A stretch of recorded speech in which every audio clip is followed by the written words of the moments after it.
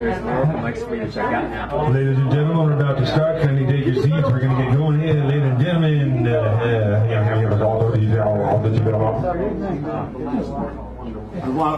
I speak in that language so no one can quote me. All right, so coming back, we have Melissa. Well, she's going to kick us off. Oh. Then we have our newbie this evening. We have a slight switch of order. So Melissa, Sharon, Meredith, Gary, Hal, Rob, Karen, Melissa. That is our order of things. And now, if I have forgotten somebody, and they're not telling me, like, you got to help me out like that, because I forget things, and I really don't like forgetting things, because if I forget things, I don't remember them. If I don't remember, how can I remember them? So, give her a round of applause, ladies and gentlemen. She's coming up here before your very eyes. Amazing though that might be, a person whose poetry is known and renowned, and more so than you possibly can imagine. More than I know, I guess. Well,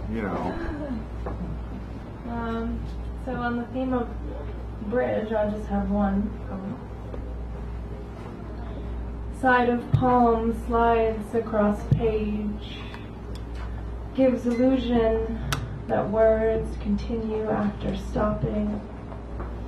How can such delicate abstractions like lines on page or breath on ear hold weight after release? Across the room, a light fixture hangs suspended from chain in a birdcage. Why do we feel compelled to capture that which cannot be contained? No, our bodies are not our design. Perhaps that explains why sitting with stillness can be hard for you or anyone. I'm not done, sorry. sleeper. Outside, the sky is falling monotonously. Until now, I never noticed how water droplets collected on windows reflect tiny upside-down likenesses of the world. Until now, I never noticed how love is a perpetual mix-up between a bridge and drowning and floating away in every direction. Thank you. And she'll be back to close out the second half. And Sharon, Scott, Kish, you dropped something on the floor there. Oh my God, I dropped something on the floor. I just want to make sure you get everything you need. Now, do you want me to adjust this thing for you? Thank you. Just make sure you're comfortable. Huh? I'm okay, you're okay. Thank you. Okay. Ain't I a Woman, Sojourner Truth. Delivered 1851 at the Women's Convention in Akron, Ohio. Well, children, there's so much racket, there must be something out of kilter. I think that twixt the Negroes of the South and the women of the North, all talking about rights, the white men will be fixed pretty soon. But that's what we're talking about, right? The man over there says that women need to be helped into carriages and lift over dishes and have the best places everywhere. Nobody ever helps me into carriages or over mud puddles or gives me any best place. And ain't I a woman? Look at me. Look at my arm. I have plowed and planted and gathered into barns, and no man could head me. And ain't I a woman? I could work as much and eat as much as a man when I could get it, and bear the lash as well. And ain't I a woman? I've borne 13 children and seen most all sold to slavery, and when I cried with my mother's grief, none but Jesus heard me. And ain't I a woman? Then they talk about this thing in the head. What they call it, and the member of the audience whispers, intellect. That's it, honey. What's that got to do with a woman's rights or a Negro's rights? If my cup won't hold but a pint and yours holds the quart, wouldn't you be mean not to let me have a little measure full? Then that little man in black there says, women can't have as much rights as men. because Jesus wasn't a woman. Well, where did your Christ came from? Where did your Christ come from? From God and a woman. Man had nothing to do with it. If the first woman God ever made was strong enough to turn the world upside down all alone, these women together ought to be able to turn it back and get it right side up again. And now they is asking to do it. The men better let them do it. Obliged for you hearing me, and now old Sojourner has got nothing more to say.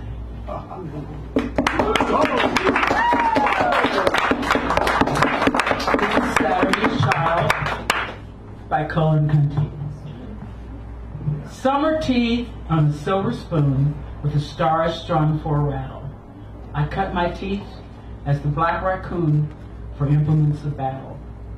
For summer swaddled in silken down and heralded by a star, they swathed my limbs in a sackcloth gown on a night as black as tar. For some godfather and god dame were the opulent fairies be. Dame Poverty gave me my name, and pain godfathered me. For I was born on Saturday, bad time for planting a seed, was all my father had to say, and one more mouth to feed. Death cut the strings that gave me life, and handed me to sorrow. The only thing a middle wife my folks could beg or borrow.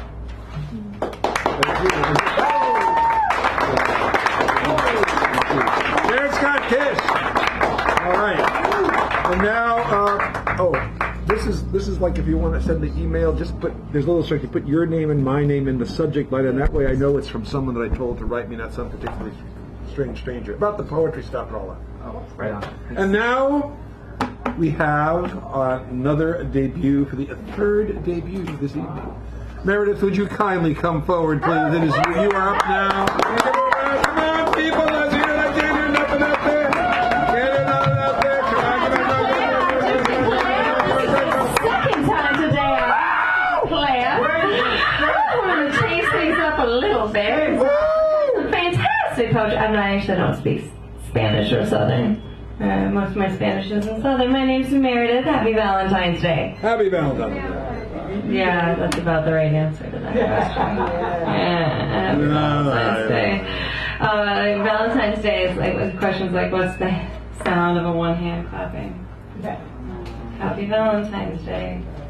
Happy Valentine's Day. So, for me, it's a little heavy. Gosh, Valentine's Day. I'd like to tell you that I am in a happy relationship with a man that loves me and takes care of me this Valentine's Day. And I am so excited to tell you that, except I'm a terrible liar. Just the worst. Just the worst at it. So I'd be happy, but that would make me a liar. So again, happy Valentine's Day. I didn't waste any money on flowers. I didn't waste any money on flowers. Who wasted money on flowers? Give yourself a hand. See? There you go. No, that's a two-hand clap right there. So gosh, the Dreamers Act. You know, I have a dream. I'd like to be a woman in a relationship, and I feel like I'm pretty enough, but then I always have opinions. Why? It's just like, I gotta just a lot of jokes. Can't work it out. So I decided to just get better at things for myself. So I became my own Bob Vila. I've been working on my apartment. There's going to have to be a lead abatement crew sometime soon. I've just really gone over the mark. And, I was in a bar, and a nice enough guy who's like, hi, I'd like to talk to you. And I was like, and he was like, so what are you into? And I was like, I knew I was supposed to be like, I really like hiking. And I love hiking, and I like yoga. I like hiking. But I was like, in my head, I was like, maybe I'll tell the truth. I'm pretty into power sanding and mudding walls. It's kind of my thing. Hope you're paying for dinner. He didn't call back. He didn't even ask for my number. So those things had one and the other to do with each other. Happy Valentine's Day! it's like beat clapping only for like the lonely and heartless. So I finally found some guy that I was like, he was like, I'm insecure with my manlyhood enough that I will go into the woods with you, camping lady. And I was like, okay. And he somehow, like, I was like, I set up the fire in the tent. And he like was like, I don't know, he had like some sort of like airlift just out of the, I was like, did you just leave me alone in the woods because I was too much of a camper? And I was like, this date is really not working. And I was like, what is this? If a date ends alone in the woods, does it make a sound? Why? No, it's okay. Happy Valentine's Day. So yeah, you know,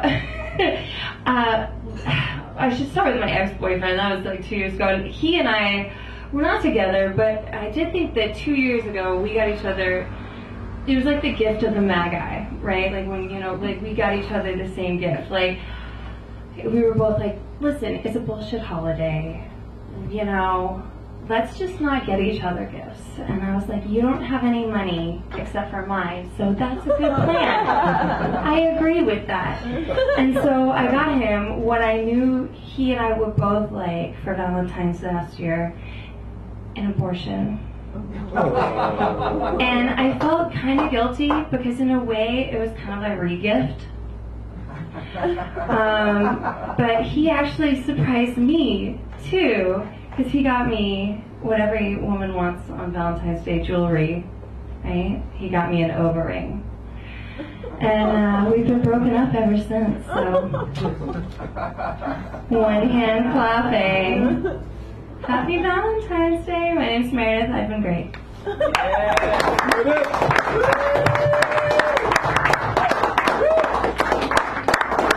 Thank you, Meredith. All right. Let me just read the next set. We have Garrett Murphy coming up now, then Hal Robbins, Rob, our mini feature, Karen, Melander Magoon, and Melissa closing us out. So bring Garrett up here. Give him a round of applause. A stellar poet. I'm glad you said that.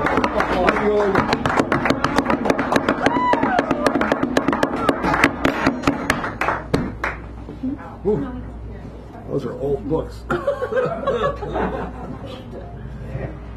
we got it. Watch out. There we go. Oh, you want to get it? I can.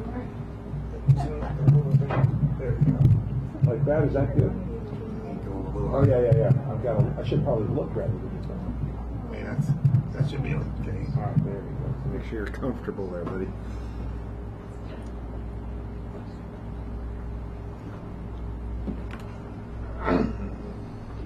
No racist place Black History Month in February.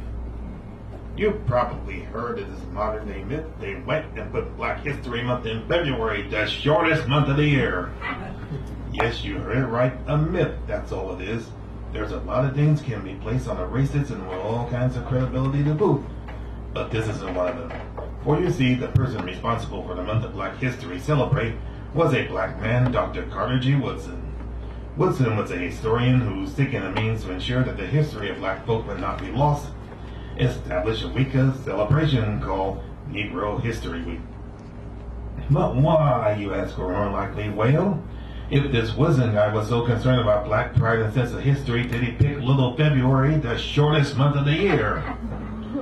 February was the month in which Dr. Woodson's foremost heroes, Frederick Douglass and Abraham Lincoln, whose importance in black history were both without question, were born.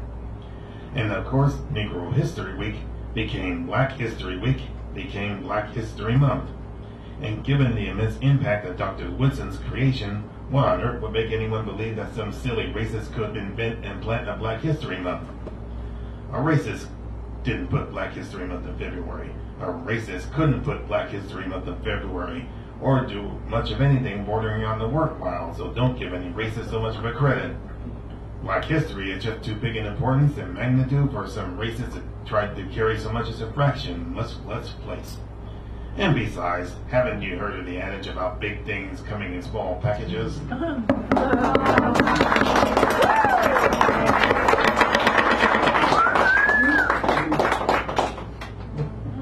safe and sound. Here you sit in your suburban abode, well beyond the security gate, on the quiet side of the sound wall along the thruway, at home watching the news on TV, reveling at the story about the newly erected border fence and the resurrection of old crows. But it's not enough. It never is enough, and they keep on coming. They never stop coming. Soon there will be nowhere left to run, nowhere left to hide. Walled in, cut off, suffocation is imminent, and they're still coming. It's enough to cause one to commit the capital offense of building a bridge. Garrett Murphy! Always. Well, that brings us to Dr. Hal Robbins, who is in the house. Then we got Rob, our mini teacher, Karen, and Melissa closing us out. Give a round of applause to this man. Once you hear him, you go, wow, I didn't know somebody could do that. Yeah. Give him a round of applause. Come on.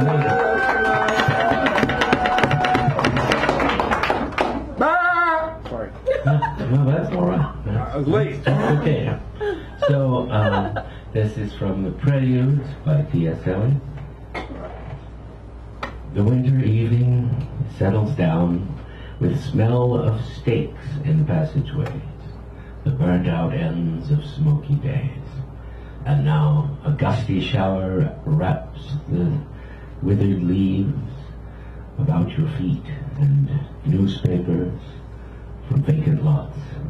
The showers beat on broken blinds and chimney pots, while at the corner of the street a lonely cab horse steams and stamps, and then the lighting of the lamps. The morning comes to consciousness with the first faint, stale smell of beer from the sawdust-sprinkled streets, with all their busy feet that press to early coffee stands. With the other masquerades that time resumes, one thinks of all the hands that are raising dingy shades in 1,000 furnished rooms. You tossed the blanket from the bed. You lay upon your back and waited. You dozed and watched the night revealing the 1,000 sordid images of which your soul was constituted. They flickered against the ceiling. And when all the world came back, and day crept in through the shutters, and you heard the sparrows in the gutters, you had such a vision of the street as the street hardly understands, sitting along the bed's edge where you curled the papers in your hair, or clasped the yellow soles of feet in the palms of both soiled hands. His soul stretched tight across the skies, which stand behind the city block, or trampled by insistent feet at 4 and 5 and 6 o'clock, and short, square fingers stuffing pipes and evening newspapers, and eyes assured of certain certainties, the conscience of a blackened street, impatient to assume the world. I am moved by fancies that are curled about these images and cling, the notion of some infinitely gentle, infinitely suffering thing. Wipe your hand across your mouth and laugh. The worlds revolve like ancient women gathering fuel in vacant lots.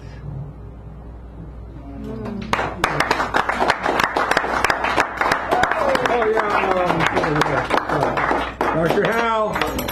Okay, our mini teacher, Rob, is coming up here now. He's getting himself set up. I can tell you about the other people who won't be here if you want, but he's coming up here now. You want to? Are you going to be sitting? For part of it, I will. Okay, all right. Then we'll just the video coverage of you. Oh, you're going to sit up there? That's good. So Get started, standing. all right. Hello, hello. This first piece is a bit of an in-joke for anybody who has ever performed at an open mic. Specifically, Who would that be? Specifically the 5-minute constraint. With poetry, it's never been much of a problem for me, but with storytelling, that 5-minute, it kills me. So this is a brand new poem, and this is called 6 Minutes. If this poem were 6 minutes, I could save the fucking world. If this poem were 6 minutes, peace-topian flags would be unfurled. If this poem were 6 minutes, every prisoner would forever be freed. If this poem were 6 minutes, everyone would get the love we need. If this poem were 6 minutes, you'd all do a happy naked dance. If this poem were 6 minutes, everyone would leave God in their other pants. If this poem were 6 minutes, this besotted rock would be a glory pit. If this poem were 6 minutes, I'd be Galactic Poet Laureate. If this poem were 6 minutes, every woman in the crowd would be dripping. If this poem were 6 minutes, a lock of my hair you'd all be clipping. If this poem were 6 minutes, humanity would abolish guns. If this poem were 6 minutes, I would be gang raped by nuns. If this poem were 6 minutes, I would cure fucking cancer. If this poem were 6 minutes, I'd make Richard a ballet dancer. If this poem were 6 minutes, did I mention the women getting wet? But this poem is only 5 minutes, so this is the crap you get.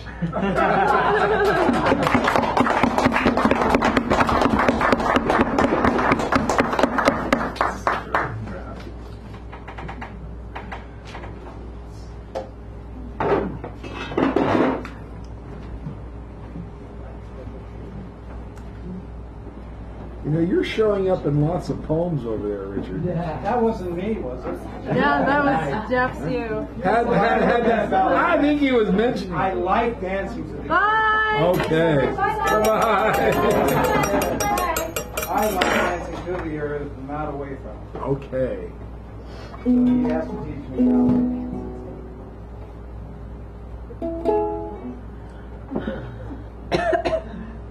And this is called Penniless Writers. With words and dreams I can lasso a star, but poems don't impress a woman with a kid in a broke-ass car. 'Cause penniless writers don't get no love. And that's the one part, when you hear that little note, if you want to sing a little Don't Get No Love, then jump right in. I'm gentle and I'm funny and I know how to cry, but what if I should tell her that monogamy's a lie? Polyamorous penniless writers don't get no love.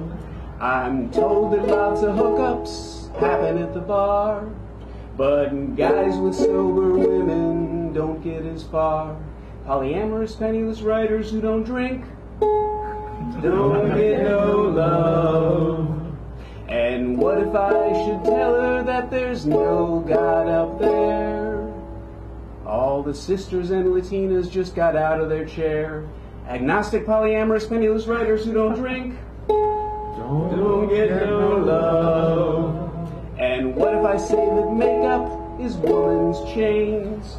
You can spend a lot of time looking for a woman with brains. 'Cause feminist, agnostic, polyamorous, penniless writers who don't drink don't get no love. I don't know how to lie, that's just how I'm made. Anyone here ever try to use the truth to get laid. Compulsively honest, feminist, agnostic, polyamorous, penniless writers who don't drink. I had me some love once in 1995. I'd like to try again while I'm still alive. But compulsively honest, non-materialist, naked, pacifist, vegan, fanny pack wearing, feminist, agnostic, polyamorous, penniless writers who don't drink. Don't get no love.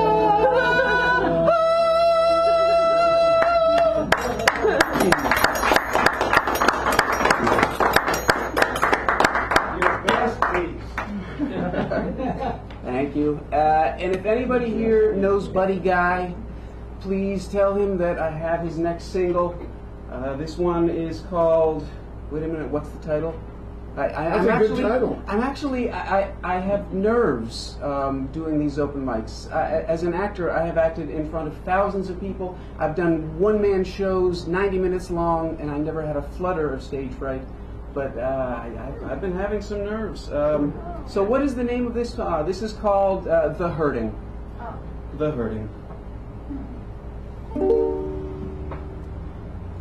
The day after I was born, my dick was sliced and torn.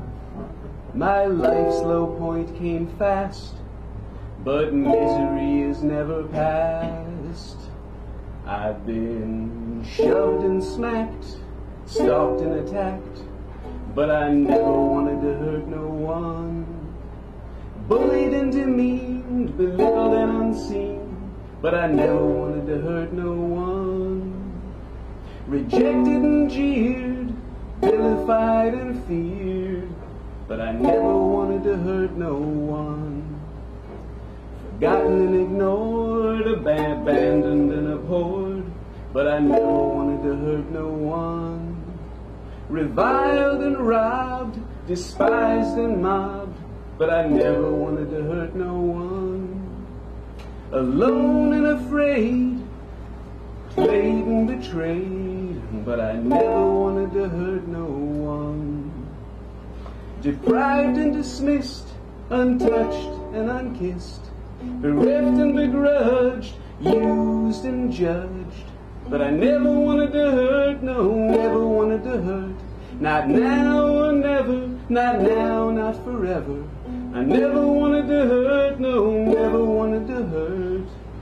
I never wanted to hurt no one, no one, no one, no one.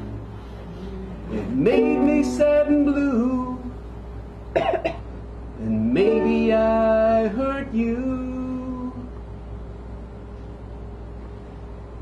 but I never wanted to hurt no one.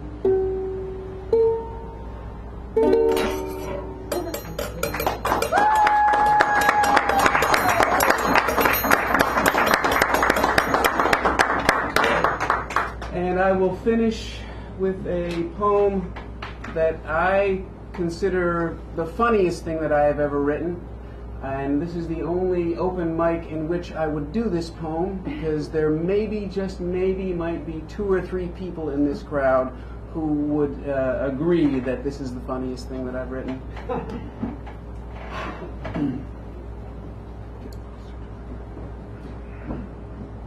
Our species, our world, are fucked. I'm sorry, just do the math. And poetic protests, naught but worthless pleading and pointless wrath. The only happy death I can imagine is being raped and killed by Sylvia Plath.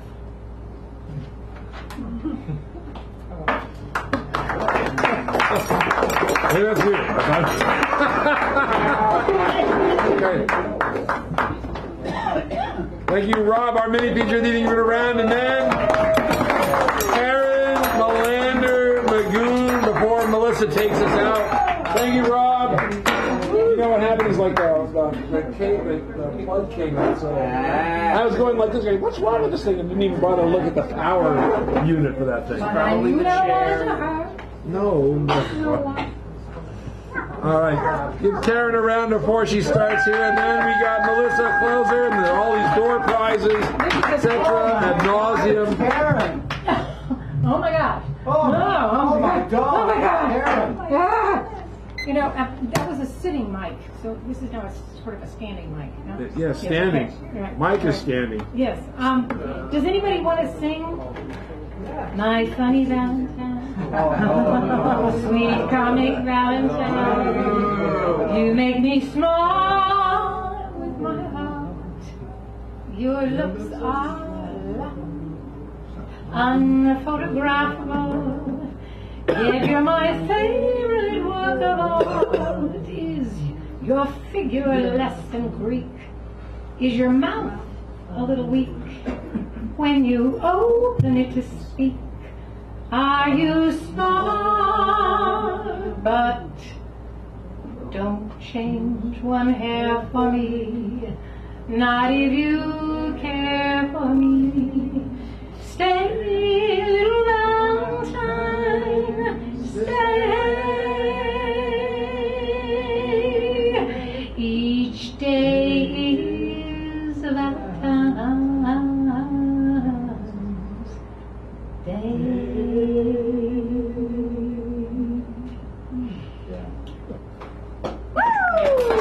It was a bad day today, Florida.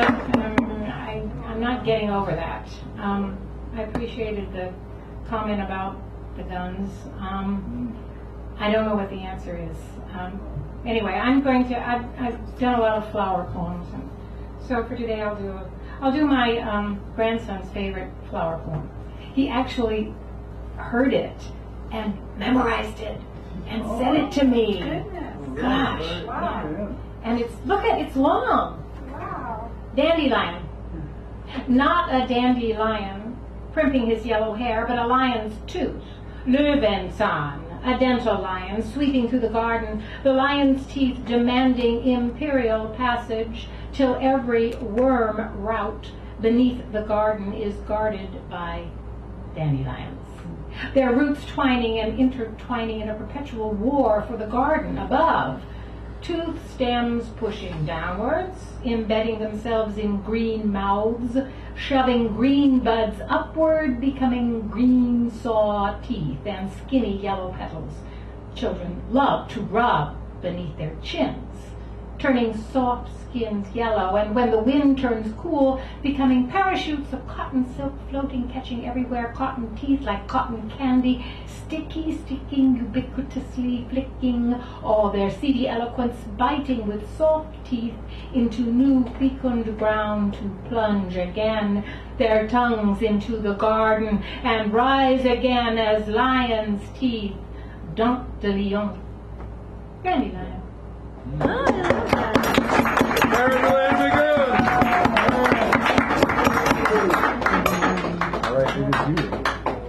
And now, the clincher, closer, super duper bulldozer, as I like to refer to the person who closes out the show, Melissa Mella, our last word individual for today, and then we'll take care of these prizes. Give her a big flower.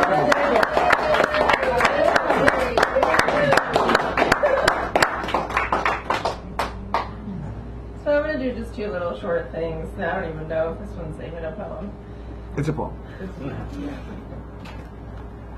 This really happened. And I think I'm going to call it Our Relationship Was a Time Bomb. Remember that time you rented a cabin in Vermont for my birthday after the bombing in Paris, and I left a lighter on the wood stove after lighting the fire, and it eventually got so hot it exploded while we were sitting directly in front of it, causing us both to jump to the other side of the room, confused, terrified, and temporarily deaf? I'm still wondering how I could have been so careless.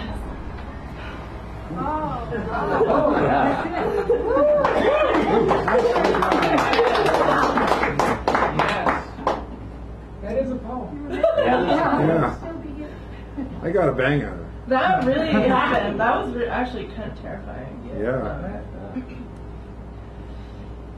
Dear, I have become the bird washed up on Kehoe Beach, skin and feathers peeled away and visibly unzipped from back of bone, skull exposed, and beak in sand. I am the fish prize frantically wiggling in an osprey's talons after a dive, or a driftwood bench long ago embedded deep in the California sand. You are the heedless riptide pulling everything back out to sea. Signed, thinking of you. That's my love life.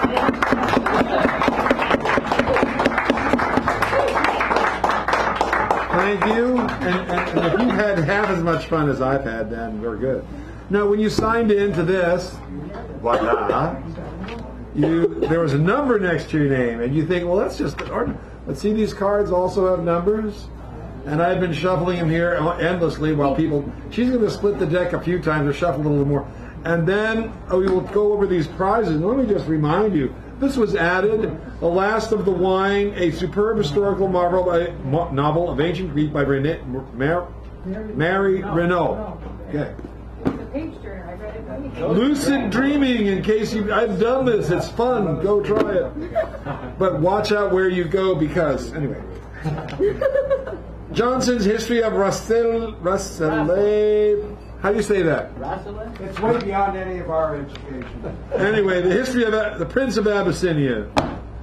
If you don't know where that is, you should look it up at Funk and Wagnalls. 10 Poems by Ed McHugh. Endless Echoes by Cynthia Good. And I think I knew this person years ago somewhere. So, Email her. Hamlet.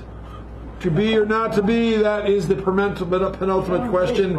The other question that comes after it is one I never repeat. D.H. Lawrence's Lady Chatterley's Lover. Need I say more? And then I did know. Oh, of course, there's the co-pilot, the mini, choose the theme, the keynote, and that. You're running out of books? You need more books? I could use a few, but I have like 8 boxes still that I'm going Can we through. stop this now? Yes. Oh, yes, please.